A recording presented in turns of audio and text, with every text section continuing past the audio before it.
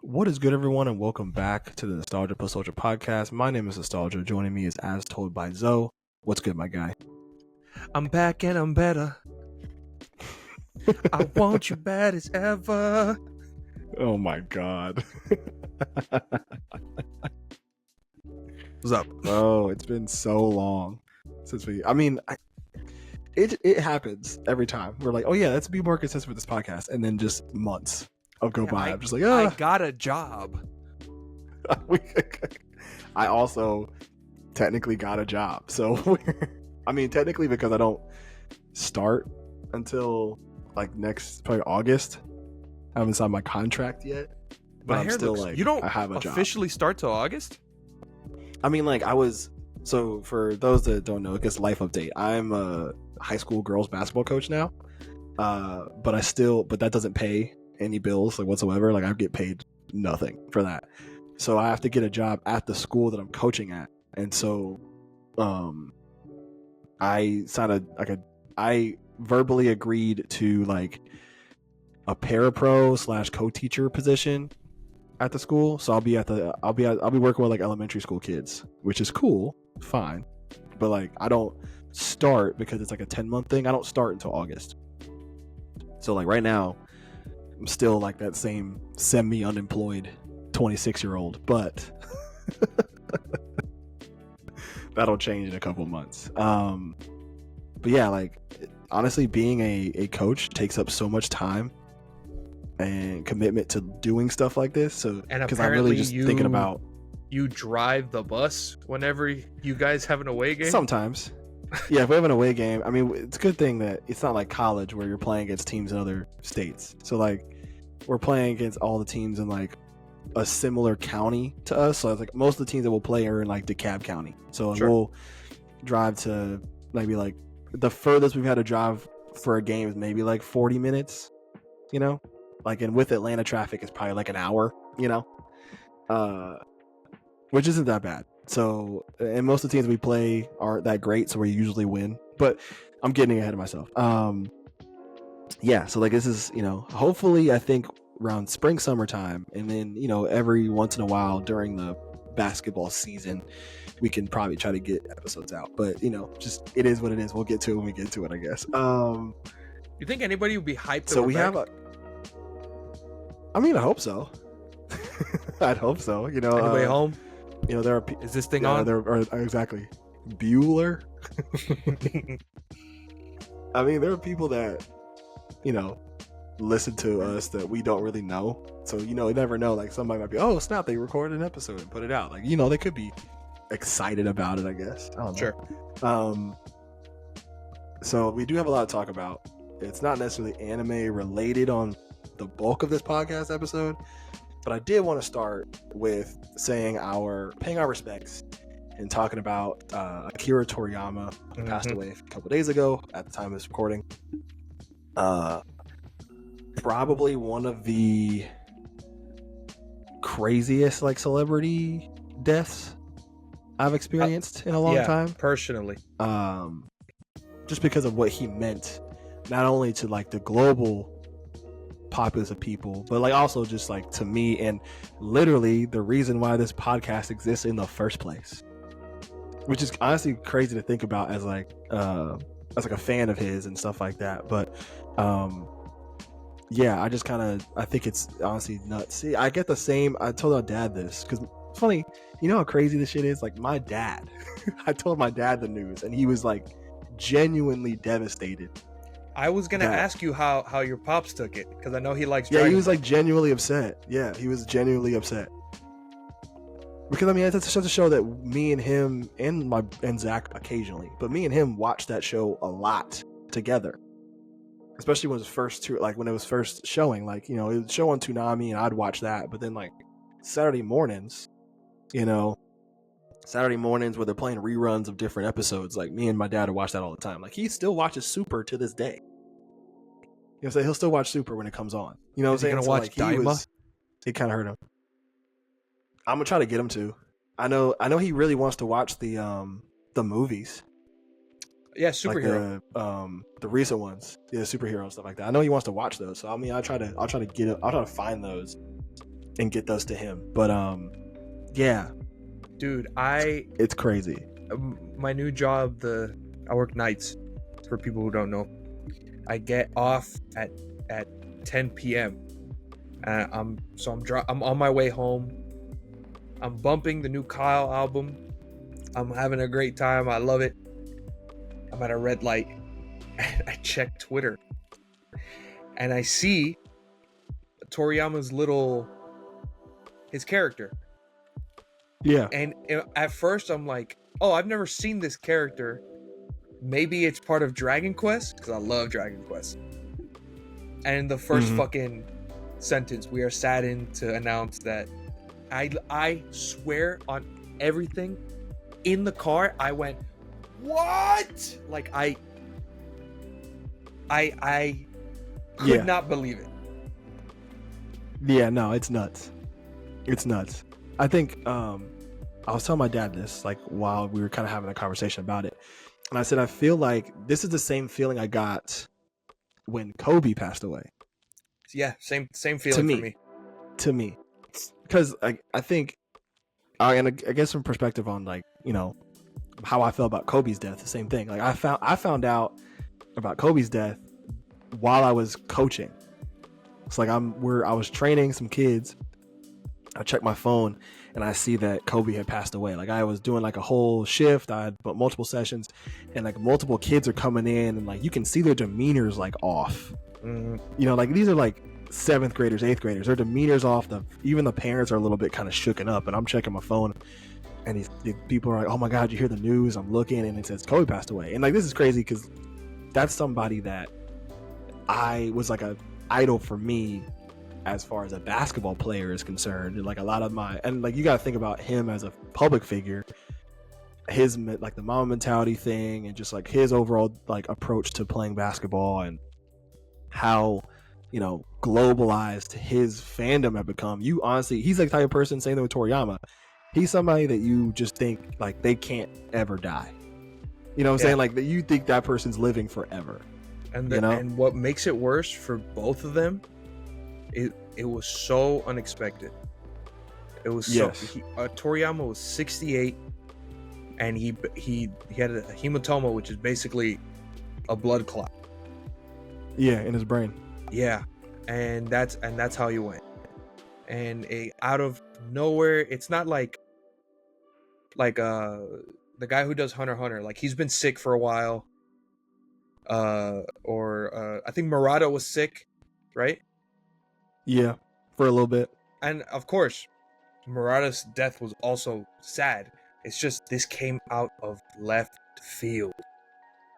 Yeah, it's like it's again like that's somebody that you think is gonna live forever, and it's stuff where he was still in the middle of making stuff. That's the thing that's crazy, is he was still in the middle of like making chapters and doing all this stuff for Dragon Ball Z. That you thought he was just gonna keep on making stuff and keep like putting out chapters and other stories when it came to Dragon Ball Z, but like, yeah, just it's kind of honestly crazy how quickly it kind of happened. But enough about like the actual death stuff. I just want to talk about how big of an impact Dragon Ball or just Toriyama in general, like literally just the father of shonen. Like a lot, like so many shonen stories have come from stuff that he did for Dragon Ball and Dragon Ball Z. Even before that, like with like Dr. Slump and like Sandland and all that kind of stuff. Like all the stuff that we attribute and we like has something to do with Toriyama and like the whole general scope of things. And I think it's awesome to kind of see. Even on the gaming side, this is how much of an impact, how impactful he was just to anything. Sonic not only is just Goku, but like the start screen for the OG Sonics, they're a copy of Arale from Dr. Slump, like with the circle. Mario running from Mario 3 is the same running pose as Arale from Dr. Slump. Without Toriyama,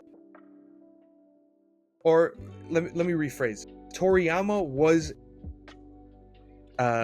involved with the creation of the JRPG.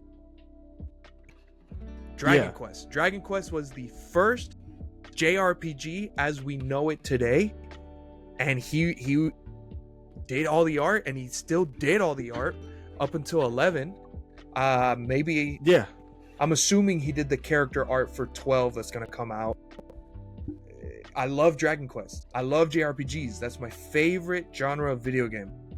So of course, even as someone who's not huge into Dragon Ball, he still had a huge impact on my life.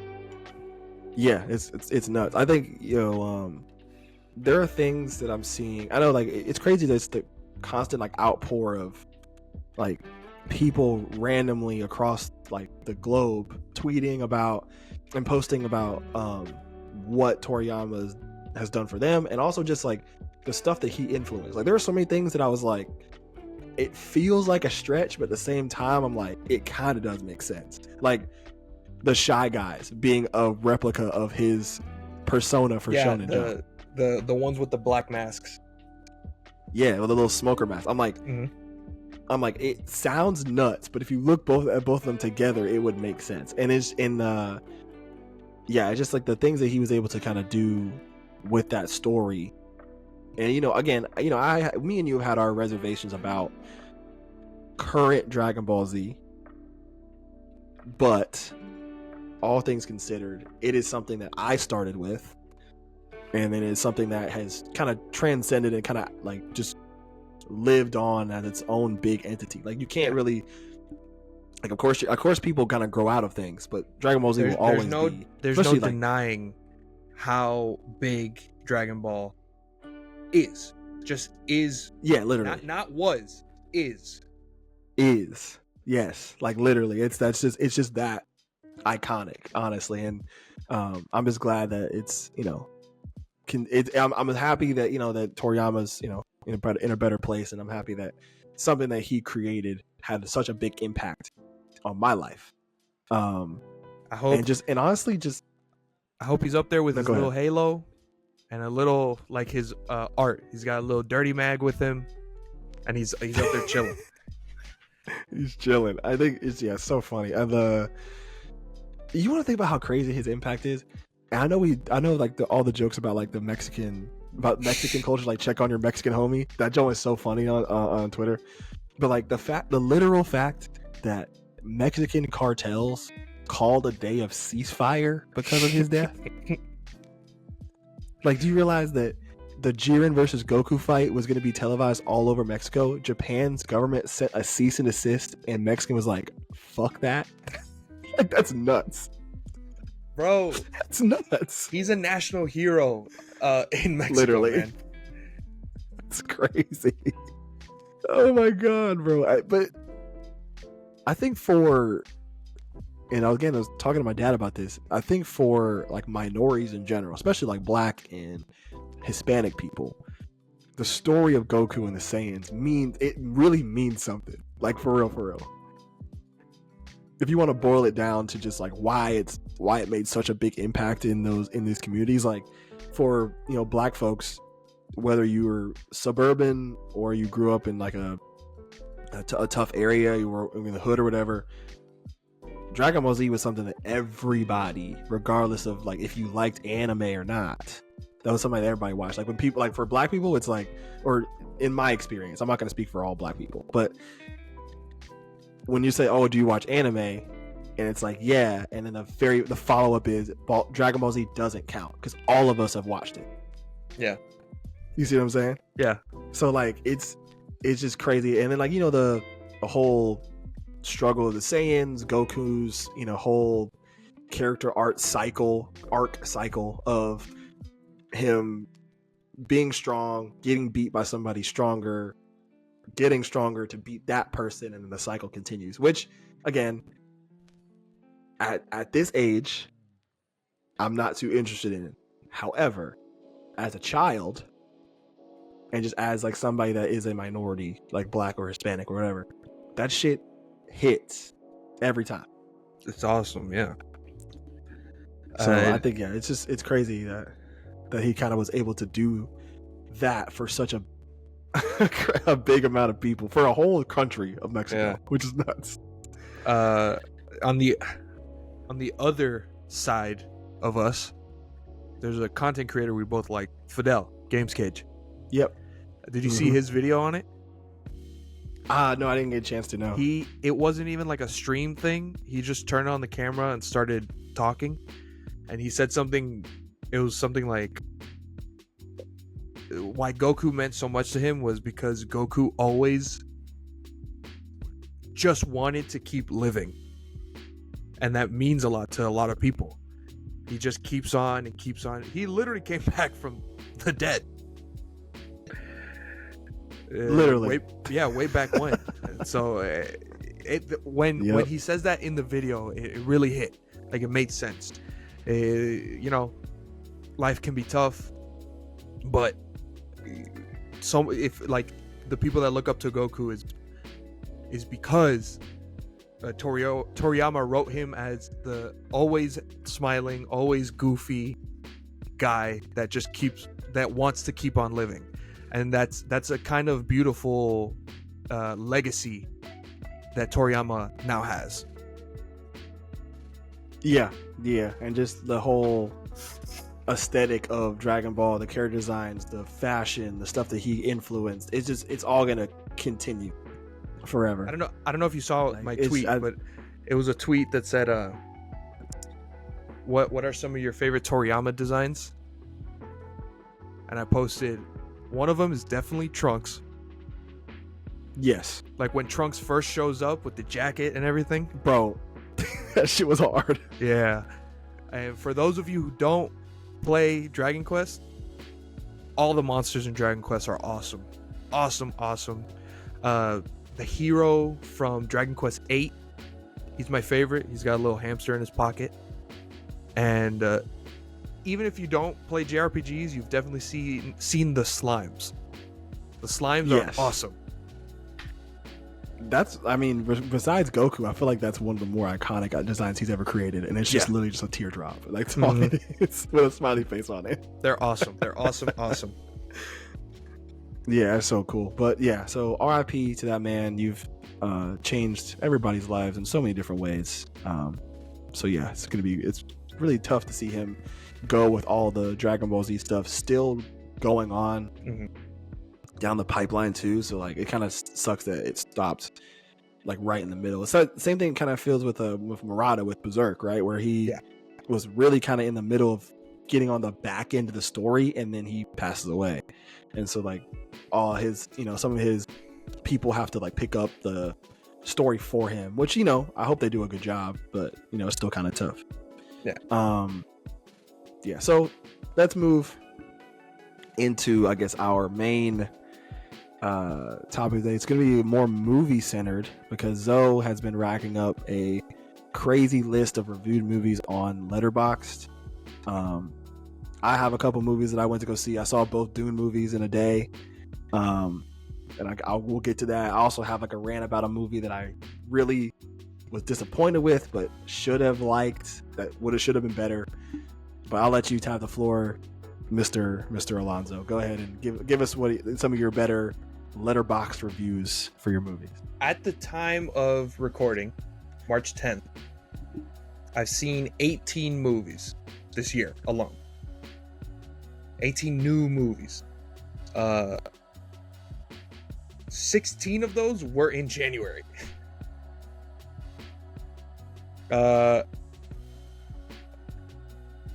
I've been kind of going crazy in my movie era. Dune, I was super hyped for Dune, and it met all my expectations. It's so grand. It is the quintessential like blockbuster. It is. Yeah. It got me to start reading again. I'm reading the book now. Oh, okay. I'm obsessed with everything about this fucking like world, all the lore, and it's so fucking good. That's definitely my favorite movie of this year so far. Also today are the Oscars, and this is the first year that I've seen most of the movies nominated for Best Picture. The only ones I'm only missing Anatomy of a Fall, which is in German, and Past Lives, which I unfortunately missed the theatrical run.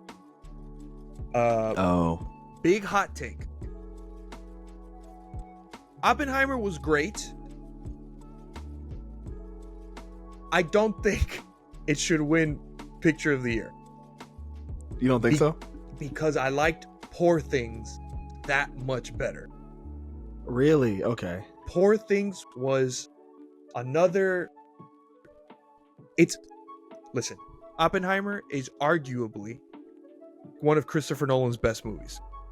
It's just a fantastic movie. It's written great. The second half, honestly, I think the second half is more interesting than the first half. But Poor Things is another one of those movies where it just takes you on a trip. Just like Dune. But Poor Things is out of this world fucking weird. It's awesome. I can see a lot of people not liking it because there are a lot of sex scenes. But I justify this movie solely because it's not a sex scene just for like the sake of having one. Yeah. It's about the main character not like finding her own freedom, and that includes like sexual freedom. Yeah. And I maybe as a man this opinion doesn't matter, but I think it kind of does what Barbie tried to do more entertainingly. I'll say that. Yeah. Okay. I don't want to say better. I mean, you can't or put not. sex scenes in a Barbie movie, though. You see what I'm saying? You can't put sex scenes in a Barbie movie. No, I agree, but I think Barbie's very what's the word I'm looking for? It's a little surface level, I would say. Okay, that makes sense. But that being surface level means it's more, what's the word I'm looking for? Digestible. And being more digestible reaches more people. Yeah, it's able to be kind of like you can spread the message of Barbie to more people, but some of the stuff in Poor Things might get lost in translation. Yes, very much so. I am also, I like my artsy movies. I'll say that. So maybe that's why I like Poor Things better. I saw American Fiction. And while I need to see that movie. While I like American Fiction better than Barbie, I don't think it should be nominated for Picture of the Year. I think Barbie deserves it better, if that makes sense. Makes sense. Because I guess like for global impact. Yes. I guess. American Fiction is awesome. There's a lot of really well like hidden jokes. Stuff that like only me and someone else would laugh at because we caught it. I love seeing Jeffrey Wright on the screen. Yes. Sterling K. Brown is phenomenal. Any monologue they give him, he just hits. But for like, I mean, I've kind of explained myself with Dune and Poor Things and even Oppenheimer. There's this sense of something grand. Even Barbie feels big. It feels like this grand sense of scale, where American Fiction, and it's not, American Fiction isn't going for it, but American Fiction is very much just like about this guy, and it's very small. It's more subtle, if anything. Yes, but it is very good, and I do recommend it. I also saw. I saw the trailer for it. I thought it was great. It is, and there are there are a lot more jokes in the movie than there are in the trailers. So I'll say that. I saw Zone of Interest. Now, I did say I like my artsy movies. But Zone of Interest starts with a 3 to 5 minute black screen of the score doing this weird like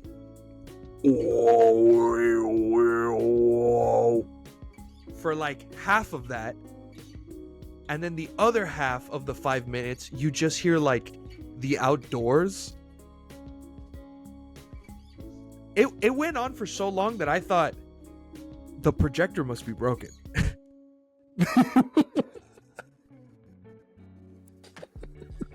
And then the movie starts, and it shows. Oh my god! It shows this family, and they're in a lake, and it looks like a whoa! Look at this family! Oh, how cute! This and that. It's in German, and then the family goes back to their house, and then the dad starts putting on a Nazi uniform, and then they show that the house is connected to Auschwitz. Okay. The entire movie is about the family of the guy who ran Auschwitz. No way. They never show inside the walls of Auschwitz. Just the family home. They show the home. They're in their backyard. One of the walls is literally the wall of Auschwitz. And the mom, the wife of the family, is talking to her mom about like, oh, I wanted something here, but we didn't get to do it. But like, you could see my garden here, and in the background you hear like, like that's the point of the movie. The point of I get it. Like, the movie is about how the most evil people on the planet just thought it was okay. Yeah, it's a regular Tuesday afternoon for them. Yeah. It is Fuck. It is impactful. And it is, I'll say, if you like artsy types of movies, watch it. It will hit you in a spot that you're familiar with. If you don't, don't even try. It just seems like super jarring. It is slow, but while being slow, it is very like, what the fuck? Like, No, I got you. Yeah, that's nuts. That's nuts. What else? I have a list. Oh, speaking of real quick. Speaking of, I know you watched it. Speaking of very just jarring and messed up stuff. Saltburn. Explain that to me. Oh! Did you watch it? No, I'm not going to. Are you kidding me? I think you should. Okay, what is it about? I think it give is me a good give me mix. give me the real spiel. Okay. I'll give you the elevator pitch. All right. It's about obsession. I'll say that. Okay. It's about obsession. It's about jealousy. Actually, I'm gonna have a little rant here. Okay. Okay. I saw the movie the first time and I didn't like it. I thought it was a little too over the top, and I thought a lot of the scenes in this movie were there for shock value. I saw it a second time. Changed my mind. I can see how it fits. The story made a little bit more sense. And I thought like, wow, it's very interesting, especially that the director wrote it from like a personal experience. Obviously, she added a lot more, but she was inspired enough from a real life person to write this. And I thought that was cool. Now, a lot of people online love to get political. As they do. And when a lot of people like to get political, online specifically, it's hard not to create an echo chamber. So I saw a lot of people write about this movie and say, wow, this movie's so awesome, which is fine. I love that he ate the rich, which is not at all the point of the movie. Oh my God. I personally think, because when someone says like, wow, he ate the rich, that means you're like kind of rooting for him. Without spoiling the movie for you, you're not supposed to.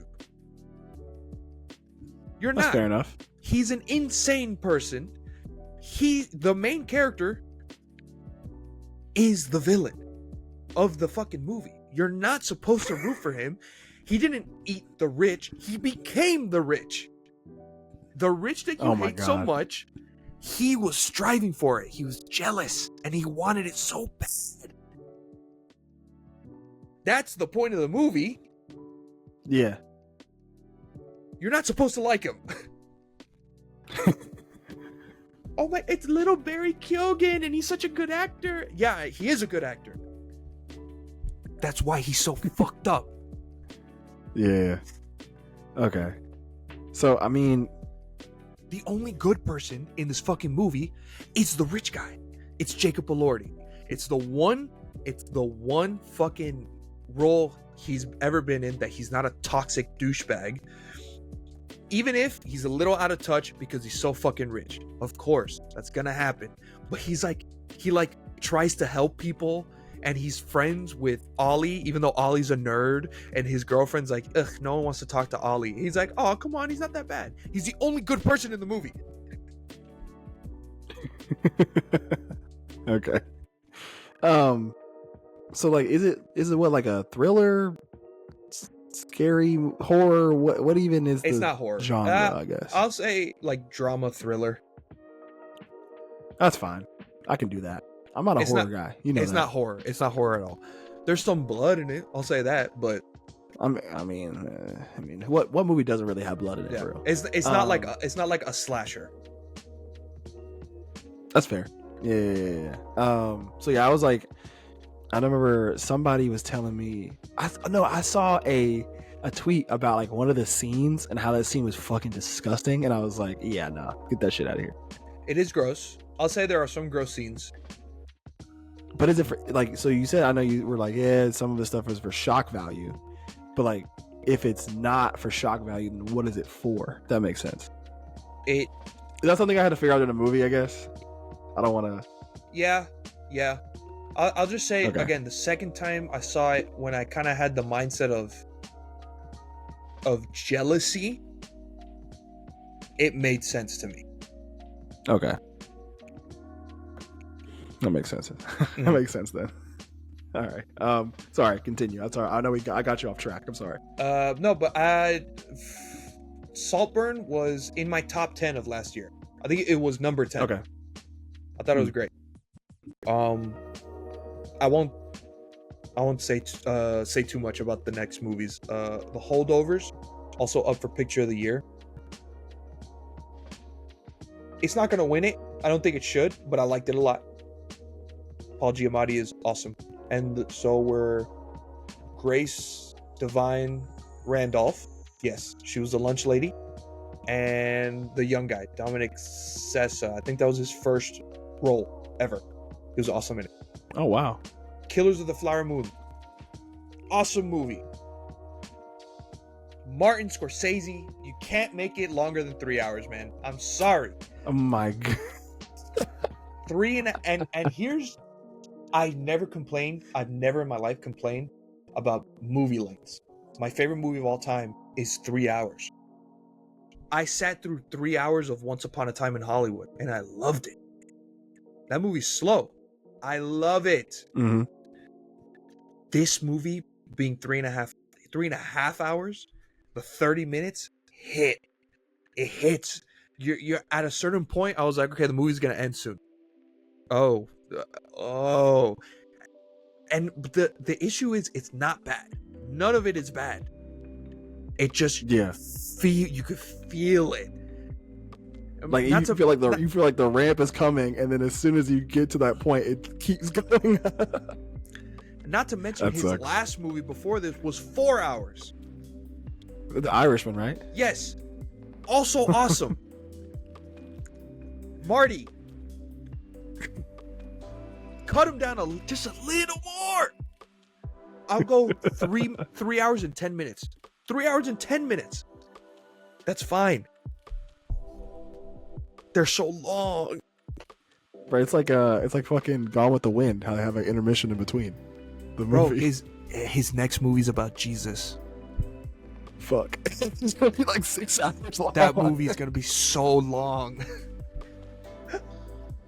If you try to cram everything about Jesus into a movie, it's gonna be like 6 hours. Just split it up. Fucking Please give me. Tarantino had a 5-hour movie. He split it up into 2. Oh my god, it's so funny. Also, I saw Maestro, the one with Bradley Cooper. Okay. It was pretty good. Bradley Cooper stars and directs, and it's not his movie.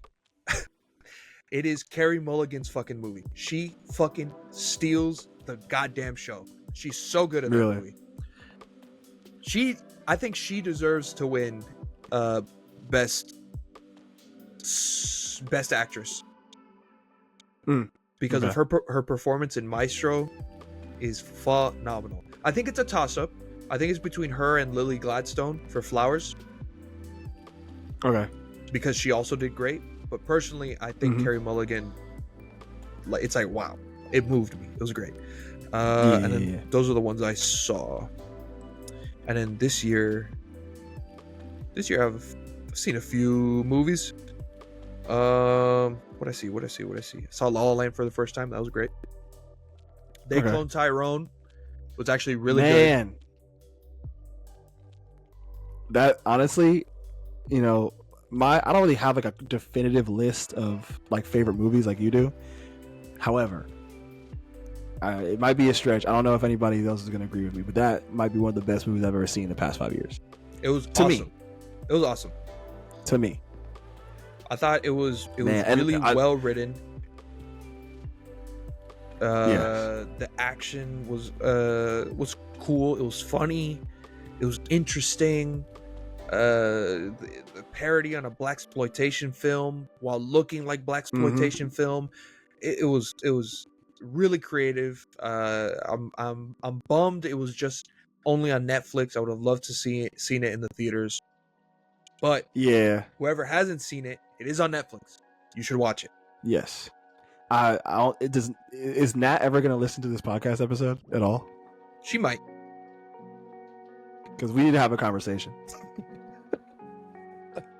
about her Letterboxd review. Because I need her to explain. Actually, you know what's funny? I kind of know why she didn't rate it very high. I think we talked about this, didn't we? Why? I was just like, because there are some things you just like, if it's not your experience, you're just not going to understand. I mean, I guess, but it's not. I wouldn't say it's my experience either. But like at the same time though, like the experience that I've had is somewhat shared, has been shared with you because we've known each other for so long. Sure. So you're gonna get some of the nuances. You feel me? Sure. Yeah. So like this is all in jest. I'm not gonna sit here and be like, yeah, I don't want to air her shit out right now. No. This is all in jest. This is all in jest. But I can see why she might might not understand or might not understand, but like why she feels a certain way she does about the movie. You know what I'm saying?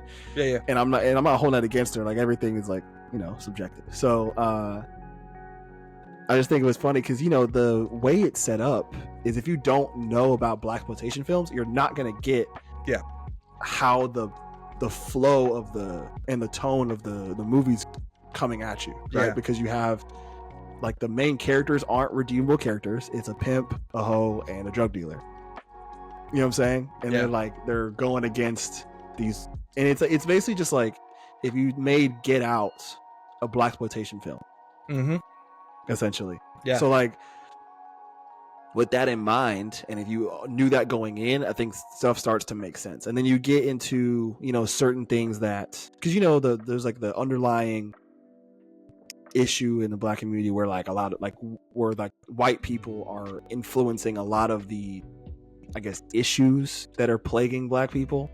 Like when it comes to, you know, the type of food that we eat, where, you know, we're not getting access to healthy food, so we got to rely on certain things like fast food, and the stereotype of, you know, fried chicken being the pinnacle of black people's food palates, or like, and how, you know, I don't want to get too much in the movie if people haven't seen it, but like that kind of stuff, or, you know, how like with hair care products and how we're so hung up on that kind of stuff and not wearing our natural hair, and the debate between natural hair and like extensions and weave, and like, and the type of products that we put in our hair and stuff like that. And then you get, you know, don't even get me started on the church scene, because that I can get into so many different things about that, which is awesome. But but it's easy to miss those. Like you could just see that, you could see that as a regular moviegoer and be like, oh, it's interesting.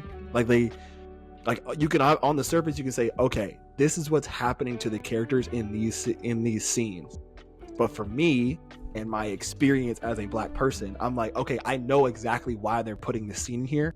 I know exactly what it's supposed to mean. You know what I'm saying? Yeah. So yeah, I think that's just kind of like my whole thing. It wasn't necessarily Nat, if you're listening, if you are listening, I'm so sorry. This is all in jest. I promise you. Oh shit. Oh boy. I'll tell whenever this comes out, I'll send it to her. Okay. Just this part. Yeah, but it's again, don't hold anything against her. I just think it was something that I wanted to talk about, and that she just happened to do, like, she just happened to be the thing that I saw that triggered my thoughts on the movie. It wasn't anything that she did specifically. But yeah, They Clone Tyrone's a phenomenal movie. The ending was pretty clever. And yeah, but let me get into my whole thing about yes, I'm ready for this. You ready for this? Okay. I have oh my goodness, I'm so ready for this. Okay, so I'm gonna start with this premise. Have you seen like the potential man memes on Twitter when it comes to like anime characters? Have you seen those? Okay, so there's this thing called, it's like this meme that was going around called like potential man, right? And it's like, it started with Megumi from JJK. Oh god, okay.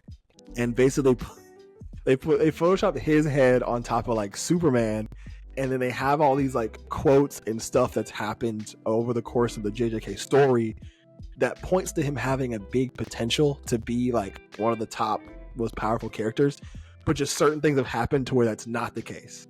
So he's labeled as potential man.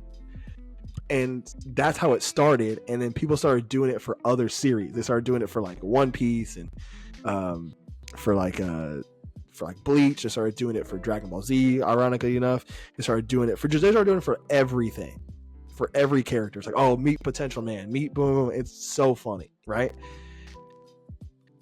So Rebel Moon, okay, the movie Rebel Moon, the first part, all right, because the other parts haven't come out yet, is the potential man of movies, sci-fi movies for me. Please explain. Okay. Because there are so many things about that movie that I think are awesome. However, there are so many things about that movie that they decide to do that makes the movie not good. And it's like you can see just how good the movie could have been, if that makes sense. Yeah. Like I'll start with the big overlying thing is like, well, one, the pacing is nuts. Okay. The pacing is nuts. Like there's so many times where I'm like, okay, you're like, they start one place and they immediately jump to some other planet and something's happening and they're meeting somebody and then something happens and then immediately go right to something else. And I'm like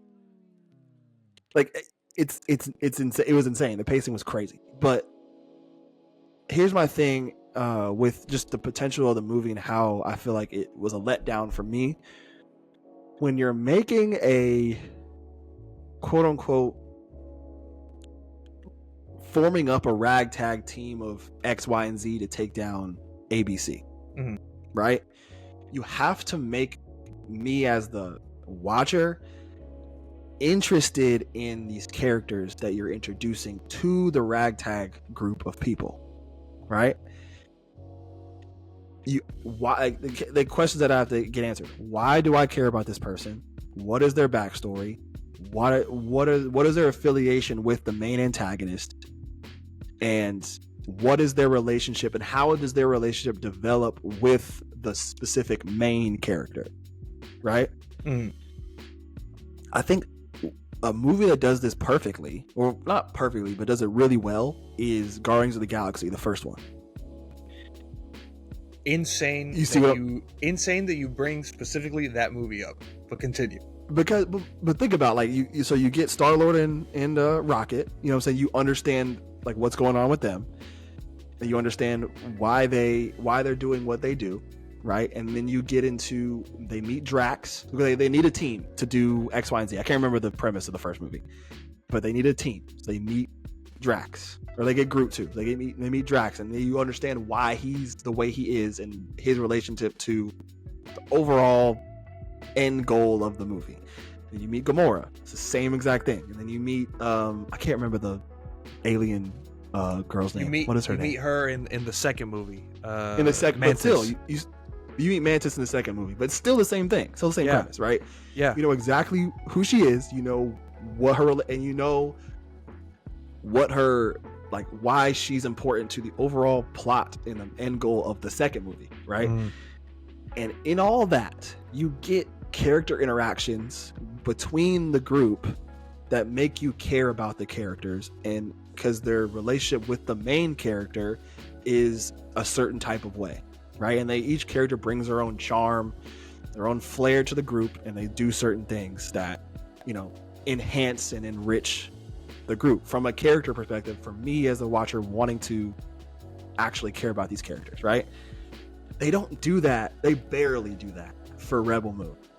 They do that for maybe like one character, and I think it's the it was like that dark-skinned guy who was the slave that they go to meet to like get some extra manpower or something like that. They go meet him, and then is it Jimon Honsu, that actor? I think I don't remember. You know, I'm not good. I'm great with faces, not names. His name wrong. Yeah, but I mean, so okay, I'll try to. It's been a minute since I watched it, and I've had this rant on my mind for a long time. So if you're listening, forgive me if I don't remember exact plot points and stuff like that. But so you meet. I can't. Oh my God, you're not in focus. Okay, I'll get to him in a second. I know exactly what you're talking about. I'll get to him in a second. He's in that movie too, right? You know, yes, he is. Actually, his makes way more sense if I talk about him. So he's supposed to be this big warlord general type that is this, you know what I'm saying? He could turn the tide in battle for the main group, right? You meet him, and you get to the point where you see him, and it's like he's this drunk in front of this Coliseum. You know what I'm saying? He's the empty shell of what he used to be, right? As a watcher of anime, okay, my ears perked up and my interest peaked. I was like, oh, this is gonna be great. He's gonna have this demeanor of like, don't talk to me. I don't want to be a part of your group. Then something's going to happen that's going to cause him to feel a certain type of way about the main character and the group involved, and then he's going to join their cause, and it's going to be great, right? It's going to be a meaningful addition to the group, and you can see the dynamic of the characters together, and you can see where that's going to go. However, it starts like that for all of the 5 minutes we see him as that empty shell of a man. Cool. He gets like this. He's getting bathed and getting his hair, getting bathed and getting splashed with water. All it takes is just some half-hearted speech from the main character, some like very basic level talk no jutsu, and he's like, you know what? I'm back in the game. And I'm like, oh, fuck, man. Oh man. Like, cause I mean, like, I don't care at that point. Like, it was too easy for them to, it didn't really mean much for them to get him on the squad.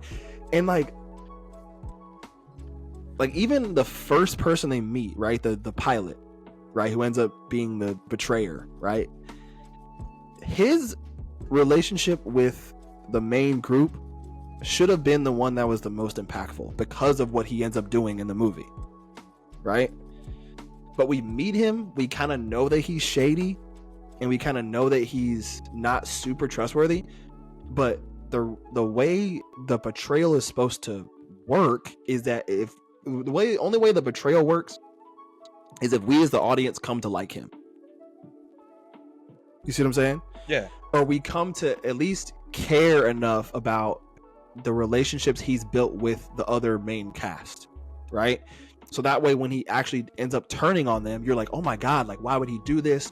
And you're, as a audience member, you're like distraught about it. But he did it, and I was like, I mean, I guess, you know what I'm saying? I guess. And then yeah, just like with just stuff like that, I'm like, if you're gonna make this kind of movie, one, I feel like it should have been, Rebel Moon should have been a TV show.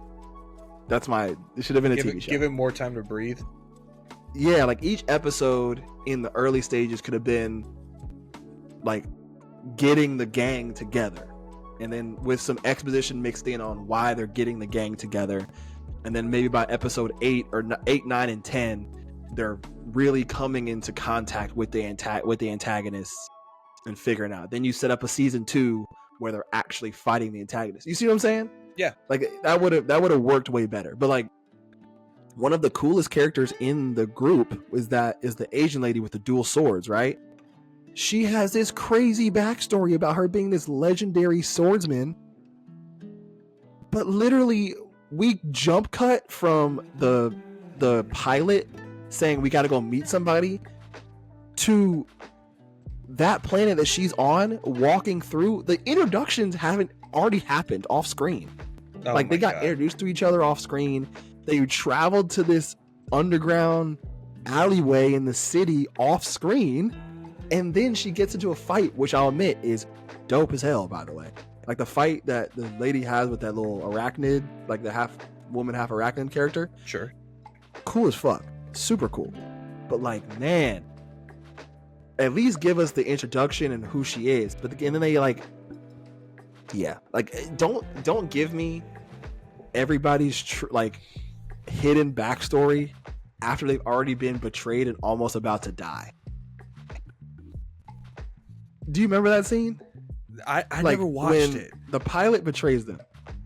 Oh, you never watched it? It's fine. I would just, I mean, yeah. If you want to watch it now, like just to see what I'm saying, there's a scene, and I feel like I spoiled it. I thought you were watching it. It's my bad. I'm not going to watch it because when you're done, you will just continue. Okay, sorry. Okay. So when the pilot betrays them, right? He goes down the line of each member of the group and starts explaining who they actually are. Okay? Mm. And here's why I say it should have been a TV show. Because you find out that all these actors, all these characters are like huge big shots with tragic backstories that's happened to them. Like one of them, like the lady with the swordsman, she's like probably one of the most feared swordswomen in the galaxy, but like something happened to her where she had to go into hiding, right? Then there's another guy who's like a slave that they picked up, and he's from this distant planet that got taken over. He's like a prince, and his people were taken over, and he fled his planet and became a slave. But actually he's like one of the more influential people in his clan, you know what I'm saying? And then there's this other person, I can't remember, like, and then obviously the guy you showed, I can't remember his name, but he's this big warlord that like used to do battle with the main antagonist group, and like, and he was so formidable, and something happened to him, or I think some one of his comrades or something had happened with him where they had died, and it kind of messed him up mentally, and so he went into hiding and became a drunk. You know what I'm saying? All of that, the development in the arc of these characters, like, was sped run with a speed I have never seen in my entire life. As a fan of media and sci-fi media specifically, Yeah. like, it's nuts. And I think, like, everything that had happened, like, with that rant is and underneath all of that, right, that the world building is amazing. You know what I'm saying? How they set up the world building is great. The main antagonists are fire. The main character, I like the main character. It's just like, I don't know, like, they just dropped the ball on so many things. Like, it would have been so much better if it turned into a TV show. Sorry, I'm done. I'm done.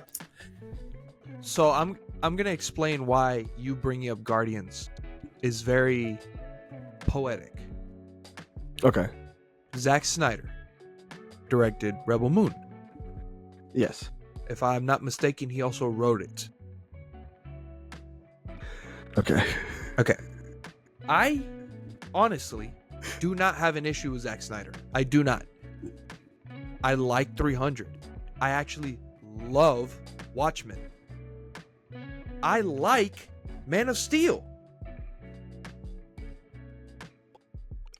But after that, he had a few flops. And, like, whatever. It's fine. Batman versus Superman wasn't that good. I mean, it's not terrible, but it's just not that good.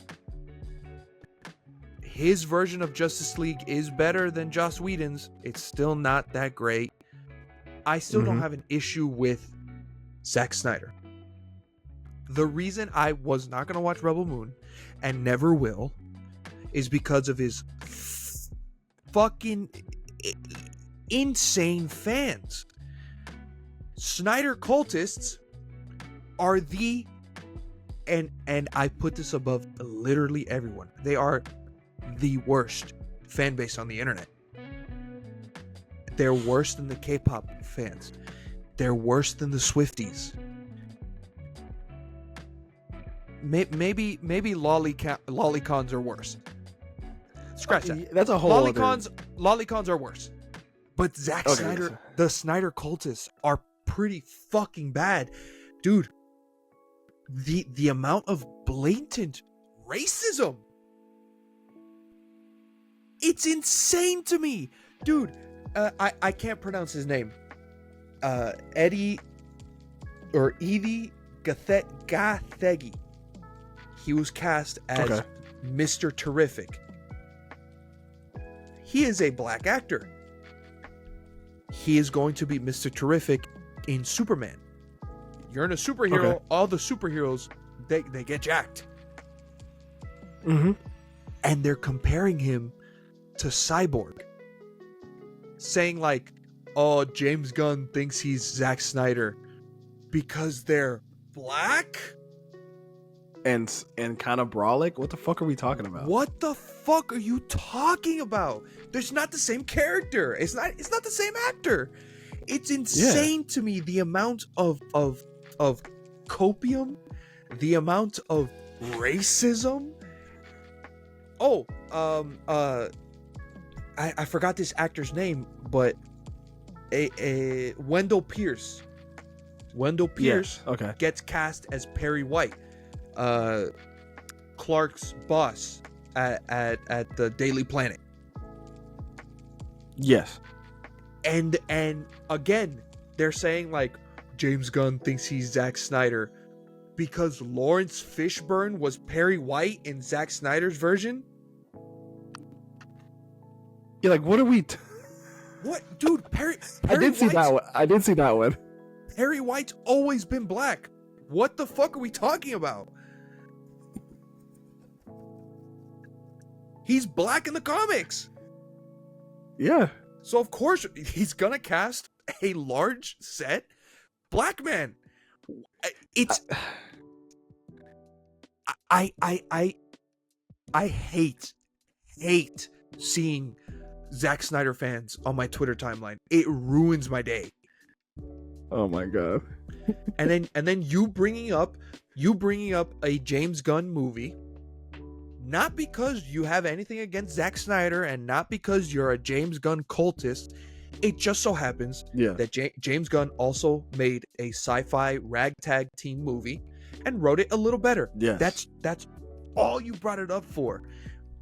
But if this gets out to the wrong people, you will be attacked solely because you mentioned a James Gunn movie. That's crazy, actually, because I'm not even on like movie Twitter or movie talk at all. Like I'm a bare minimum moviegoer. That's nuts. Like, dude, I was honestly a little hyped for Rebel Moon, and then I saw all these fans go crazy about it, and it just turned me off. It just turned me off. Do you remember when I told you? I think I texted you when I was watching it. You did. And I said, this feels like a Star Wars movie. Because it was Zack Snyder's It was supposed to be, wasn't it? pitch. It was Zack Snyder's pitch to make his own Star Wars film. And I genuinely think he's just a little too edgy for Disney. His directing style, his writing style. I don't think they turned it away because it's bad. I think they turned it away because it's just a different style. And then he started, or I don't think he started it. It starts like things made sense. But someone started a fuck Star Wars hashtag because of it. Dog. And I saw a lot of like comic book Twitter users that I follow. When the movie came out, they go, "Bro, you had me tweeting fuck Star Wars. What is this? You let me down," like shit like that. Because I mean, I can see where the influence of Star Wars came from. Like you look at the topography of some of the planets that they're on. You look at some of the animals and the ecology and stuff like that. You kind of see the technology of some of the planets and like some of the antagonists and what they have. Like a lot of it starts to make comparisons to Star Wars if you really want to get into the nitty-gritty of it. But it's just so much stuff that could have been done better. And I get, again, like I enjoyed the world building and like the overall just aesthetic of Rebel Moon.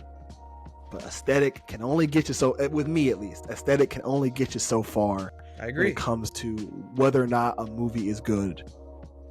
To me. I think Zack Snyder is honestly super creative, and I think he's a cool guy. Even if I don't agree with his take on Batman, on Batman killing and stuff, I think he has really cool ideas. I think Sucker Punch is a little overhated. It's not the best movie, but it's cool as fuck. It is basically an hour and a half music video, but it's cool as fuck. I think Zack Snyder is talented, but the fans ruin it. They just ruin it. Yeah, it's not a great environment. And with that being said, it looks really hostile. Where it's just like, being said, I will be seated day one for James Gunn's Superman.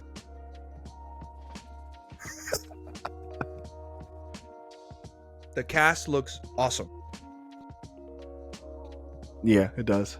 But like again like with Superman. that, again with that though, I saw people were complaining about the suit that he was wearing. Yeah, like, they saw somebody took a leak. It was like a leak photo. Zack Snyder fans. Yeah, that's what I'm saying. I thought, I figured as much. Like, things start to make sense now. The leaked photo of Superman's suit that I don't even think was a real picture, was it? Okay, so the one of the full body AI, and I'm pissed at myself for falling for it. But the close up, that one was posted by James Gunn. Okay, and it It looks awesome. It's Yeah, blue. I thought it was good. It's actually blue and it's actually red. It looks so cool. And Zack Snyder cultists were posting it next to a basketball, just reaching because of the texture. So they were reaching at anything to complain for. They were like, "What is this?" Oh my Dog? god. The Zack Snyder suit had the same texture. I'm sorry. And people were like, "Why are people saying Zack Snyder's version wasn't colorful?" Because it wasn't. It wasn't, bro. And that's coming from someone who liked Man of Steel. I did. Yeah. It's just, it wasn't colorful. It was very desaturated. It was an artistic choice. That's how Zack Snyder movies look. Yeah, I mean, that's what I say. He made the movie dark on purpose. So, obviously, Superman's suit's going to be dark. What are we talking about? But, I do think it's crazy. And this is my thing with, animation and comics versus, live action stuff. I feel again, I liked the design of the James Gunn Superman suit. My only thing is, it's so hard to make it really look like Superman's suit in live action. Because then it starts looking super weird when you make it actually blue and actually red. You see what I'm saying? Yes. As opposed to it being in comics and TV and animation, where it just looks seamless because a cartoon is going to be super colorful. You know what I'm saying? Yeah. So, but that's a whole other random tangent thing. But that's crazy. And James Gunn pulling out all these fucking weird Metamorpho, Mr. Terrific, Hawkgirl's gonna be in it. Guy Gardner, Green Lantern's gonna be in it. I'm excited for it. He's pulling out characters where if you really fuck with comic books and stuff, that's gonna be a movie that you really like. I think he's done that with most of the stuff that he's doing with his DC kind of stuff. But I think it's really cool. And again, I'm not really a big Marvel / DC guy, but I do have a knowledge of certain characters and certain things. So seeing certain characters are going to pop up for me are going to get me excited as well. He made Peacemaker relevant again. No one knew who the fuck Peacemaker was until John Cena put the stupid helmet on it. And now Peacemaker is just awesome. I'm definitely one of those people. I was like, who the fuck is Peacemaker? But that show's great. I love it. Yeah, it's awesome. And he's in everything. Why the hell is Peacemaker in Mortal Kombat? What the fuck are we talking about? And John Cena's voicing him. John Cena is the perfect person to play Peacemaker. He's awesome. He's so good. He's so versatile. Mm-hmm. Him and Bautista are so versatile when it comes to acting. Bautista is my fucking boy. I love Dave Bautista so much. Yeah. I don't want to, because we're already at over an hour. I don't want to talk about Dune because we'd be here forever. We can save that for next episode. Sure. Because I might try to get Zach, my brother, to be on the podcast. I might try to get him on the podcast because obviously he watched Dune 2 by himself and then with me. So he, and I think he already read the books. If I'm not mistaken, I think I read the books. And so he was talking the other day about, if he was to start a podcast, he would want to do it about movies and go sick. See a movie, come back, record an episode and stuff like that. I don't think he's ever going to do it just because he's super busy with stuff. But I'm like, hey, if we ever talk about movies on the pod, you're welcome to be a guest. So I'm going to try to convince him to get on the pod. Hell yeah. I want to see Dune again. So, bro, just I know we weren't gonna talk about it, but I need to talk about online fandoms and meme accounts because that one Dune account. Have you seen that? The one I sent you. The guy who made the Cowboy Bebop OP turned Dune into the Cowboy Bebop OP. Have you seen that guy's account? Yeah. It's insane. He literally just chronicles how many times he's gone to see Dune 2. I think he's up to 13 times. Round 13 IMAX. Shit is insane, bro. That shit's insane. Bro, he's he tweeted today, I think. He was like, no Dune today, or something like that. And then it's the picture. It's like a video of Paul putting his hand in the torture box and he's like shaking. Oh, that's awesome. Oh shit! I'm like, bro, this can't be real life, dog. Like he's single-handedly carrying the Dune fandom. Just the sheer amount of times he's tweeted about the times he's gone to see Dune 2. It's nuts. Do you remember that picture? It's Brie Larson with a Marvel fan. Dude, There's a version I was of it. literally gonna bring that up.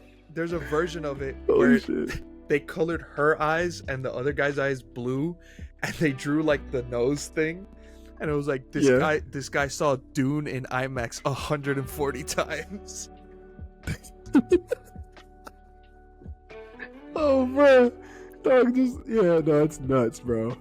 The sheer amount of like, it reminds me like that like picture of that guy going to see Miss Marvel 1 trillion times was funny, and it also reminds me just like how crazy the I guess fandom, I'll put that in air quotes, for Morbius was. Like just how memeable Yeah. the fandom of Morbius was. Except this time, like, it's actually a good movie. Yeah. Like, bro, it's nuts. Movies are back. You know, movies are just back. Yeah. I think, we'll talk about it again. Don't want to get into it right now. But Dune, specifically, revitalized my love for sci-fi movies. Hell yeah. Both of them. And I think it's, as far as sci-fi movies go, it's definitely up on the upper end. And it still, and like now that I'm thinking about it, it pisses me off at how disappointing Rebel Moon was. Like, I'm so upset right now. Like, I'm like, dog, come on. Oh my god. Yeah. I guess we can make this a little extended episode. Do you have? I want to talk about some albums. I'm going to talk about those in a minute. Yes. I want to start. Oh, okay. Sorry. I want to start with 1999 Write the Future's album, Hella. Because it's awesome. I have not stopped listening to that album since it came out. It's awesome. It's really good. Man. And they came out of nowhere. But it's 88 Rising, though. So it's like, it's a bunch of just, like, that whole Bay Area Asian group of producers and rappers and stuff. Like Rich Brian, Warren Hugh, those two specifically, and then 88 Rising. Dumbfounded has a verse on there. You know what I'm saying? Just kind of stuff like that where I had no idea what to expect with that album. And it breaks my rule. If you think back to other podcast episodes that we've talked about, of track list number. Yeah. It breaks my rule by a good amount too. Bro, it's 24 songs long. It's 24 songs. It breaks my rule by a good amount, and every song is amazing. Yeah, I love every song. Cool Water for the Night is an immaculate R&B song. It's Slow just jam. just so fucking good. Yeah, it's crazy just like how the vibe of that album is set up to try to be more like early, like late 90s, early 2000s type of vibe and stuff like that with like just some of the aesthetic of the songs. Like every song isn't consistent with that vibe, but they all flow together really well. And some of the features were great. Some of the people that I haven't heard before at all, like Rook something, he has two of my favorite songs on there. Three of them actually. He has the intro song, which is great. He has Lego My Ego, and then he has PlayStation 2. And I think those three songs are like the ones I come back to every time. But yeah, I think they do a great job with that. And then the Cool Water for the Night, but the track before it is probably one of the most clever interlude tracks I've ever heard. Yeah, it's set up like a radio show, and they're playing countdown the songs, and they're all like different Warren Hughes songs that he hasn't released yet. Yeah. It's cool. It was a surprise hit because I was like, who the fuck is this? And then it was just out of this world awesome album. Yeah, it's really, really good. You can go ahead with your next one. What were you about to talk about? I've been obsessed, and it's crazy because I've liked Kyle for so long. But like, I remember his last 2 albums. They were good. They were still good. They just didn't hit. They didn't hit like Light of Mine. Mm-hmm. Had a few songs, and I still consider him one of my favorite artists. But his latest album, Smile Again, it feels like he's hungry again. It feels like he has something to prove, even though it's all like dance, like club songs. He's going for like jungle tracks, or like Jersey House. This fucking album is so fucking good. I love it. Even one of the songs is like an acoustic song that features Shawn Mendes, of all people. Shawn Mendes is playing guitar and I think doing backup vocals for him on Sweetest Thing. It's a very sad song. It's dedicated to his father who passed away. Yeah. Also a great song. It's just awesome. The whole album's so fucking good. I've loved it. Loved it. Yeah. It surprised me because I me and you in college would listen to Kyle like all the fucking time. And obviously like my interest in Kyle is not as big as yours. I do enjoy his music, especially some of his older stuff. But this album I was genuinely surprised with how much I liked the tracks. I know one of the songs is an immediate skip just off the chorus alone, but it is for me because I kind of saw where that, once the chorus started, I saw where the song was headed, and I was like, yeah, I'm not trying to listen to this. I'm sorry. Dude, Guap Dad, did you hear Guap Dad's verse on it? I did. He kind of kills it, man. He does, but I'm just like, bruh. Like, I'll tell you what. So first listen through, immediate skip. Like, I didn't even give it a chance. Oh, man. And then I was like, I listened to it a second time, and I was like, man, it might just be me. And I listened to it, and I was like, yeah, I don't really rock with the chorus and some of the stuff. But I do think that Kyle and Guap Dad do deliver on that song. I just don't think it's a song that I can listen to. I'm a freak for that first class seat. Find me out. So I'm like, bro, get that shit. As soon as I heard that, I skipped it. I was like, yeah, get this shit out of here. I was like, bro, absolutely not, bro. Get that out of here. But yeah, and then I guess, bro, you listen to Blue Lips? Like Schoolboy Q's album? It's so good. It's awesome. Bruh. Man. Like, that's another surprise one. I didn't know he was dropping.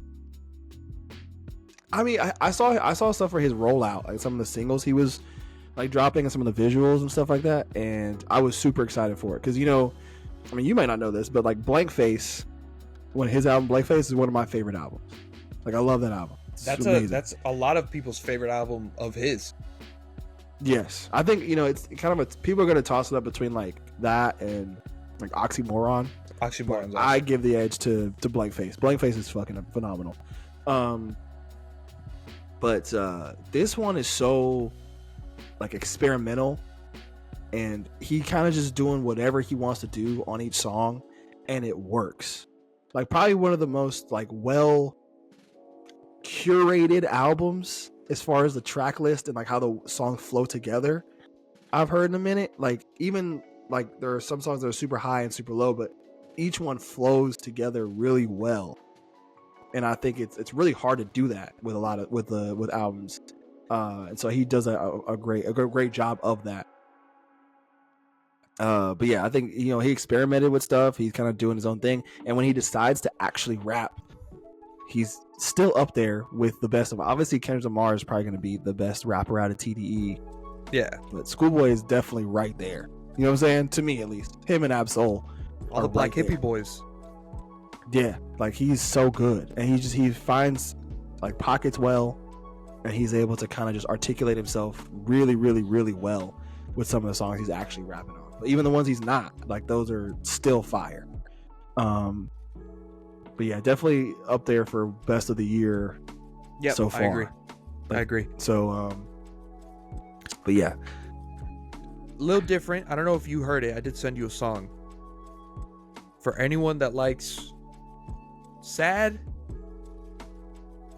music or alternative rap, you gotta listen to Scrapyard by Quadeca. oh, you sent it to me. I didn't get a chance to listen to it. I need to. So Quadeca used to be like this YouTube rapper, and when I mean YouTube rapper, like he dissed KSI once, and it was like, whoa.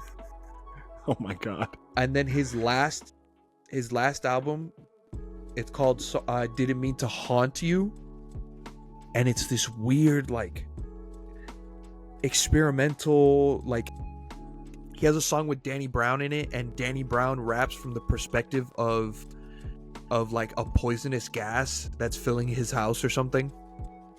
Really?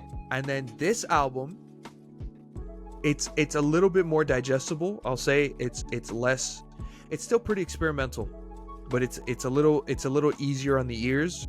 And he has a song with Kevin Abstract, which is awesome. He has a song with Breckens, I think is the name of the artist. Also an awesome song. He's got a song that he kind of lets his nuts hang on it, which is it's good. It's a very good album. Mm-hmm. I didn't. I know you sent it to me, and I was like, yeah, I'll get a chance to listen to it. And then there was just something came up, and I just slipped my mind. Yeah. But is there anything else? I know. Sorry, I got distracted. I know. Like, Sir's coming out with an album pretty soon. He had a song called Karma that came out that's featuring Isaiah Rashad, and that joint's fire. Sure. And then I guess ones that I'm looking forward to, I guess, is Chicano Batman's album, Notebook Fantasy. I know I sent you one of their songs. They're awesome. Chicano Batman's I love awesome. them. Probably one of the coolest like band names of all time. And then who else?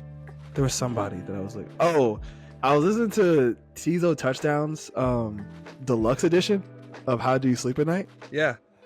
And some of the added songs are amazing. And it's funny, I'm bringing back to Kyle's album because he has a feature on Kyle's album. He does. And all his feature tells me is that if he wanted to make a country album, it'd be fucking fire. There's something about you, girl.